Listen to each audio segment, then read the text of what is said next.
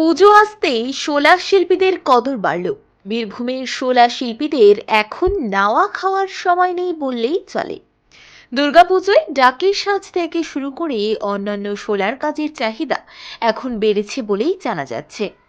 এমনই ব্যস্ততার এক ছবি ধরা পড়ল বীরভূমের বোলপুর মহকুমার অন্তর্গত সুরুলের হস্তশিল্পী কমল মালাকারের শিল্পকেন্দ্রে, যেখানে দেখা যাচ্ছে এখন চাহিদা এতটাই বৃদ্ধি পেয়েছে যে সকাল সকাল 9টা থেকে রাত 8টা পর্যন্ত কাজ করেও কাজে সামাল দিতে পারছেন না হস্তশিল্পীরা।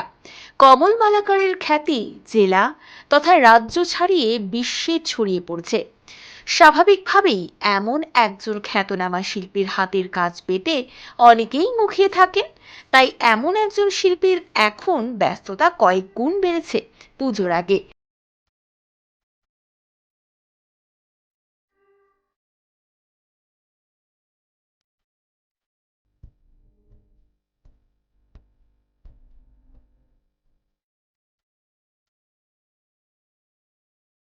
এই হস্তশিল্পীর কাছে 12 থেকে 13 জনের মতো শিল্পীরা কাজ করে থাকেন। এখন তার ছেলেও তাকে সাহায্য করে থাকেন বলে কাজে অনেকটাই সুবিধা এসেছে। তবে কাঁচামালের দাম কয়েক গুণ বৃদ্ধি পাওয়ায় কাজের ক্ষেত্রে কিছুটা হলেও সমস্যা হচ্ছে বলে দাবি করছেন হস্তশিল্পী কমল মালাকার।